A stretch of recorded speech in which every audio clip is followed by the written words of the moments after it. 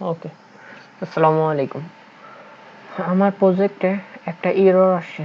এররটা কি? Argument null exception value can not be null parameter user is Microsoft ASP.NET Core ASP.NET Core Identity User Manager।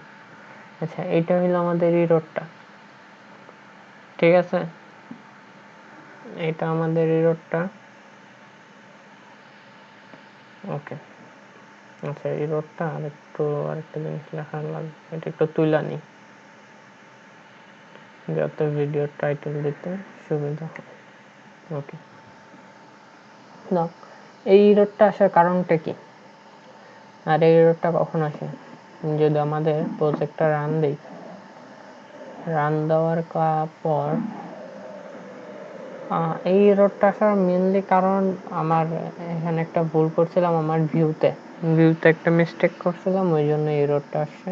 কি mistake করছিলাম এটা আমরা দেখব।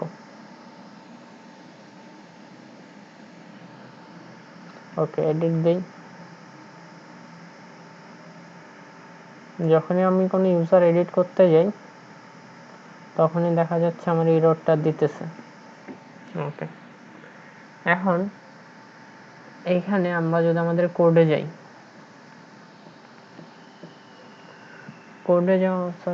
কোডে যাওয়ার পর আমরা অ্যাডমিনিস্ট্রেশন কন্ট্রোলারে যাই।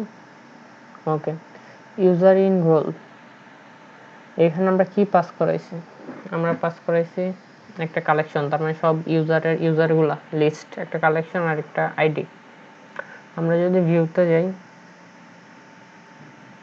কালেকশন বলতে এটার নেমগুলা আর আইডি। আচ্ছা, আমরা যদি ভিউতে যাই, ভিউতে আমরা যে আইডিটা পাস করাইছি ওই আইডিটা কোথায়? আমরা তো এখানেও ওই কালেকশনের নামটা দেখাইতেছে, আইডিটা কোথায়?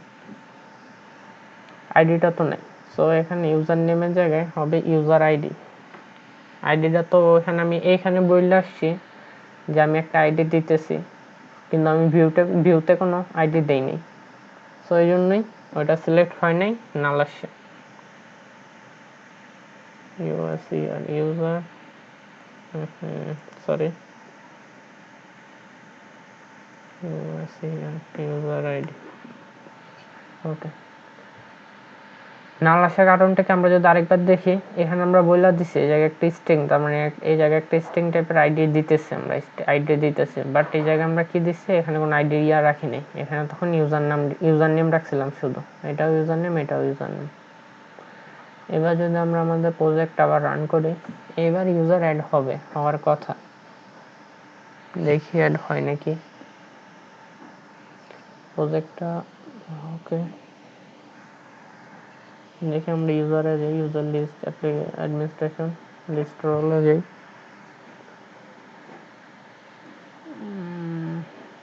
ওকে, এডিটে যাই। এবার যদি আমরা এডিট করতে যাই, এবার এডিট হওয়ার কথা, দেখি হয় নাকি। এই যে এডিট হয়েছে, আরেকটা এডিট করি।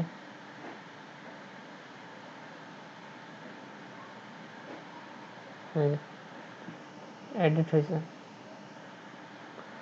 So that's it, by.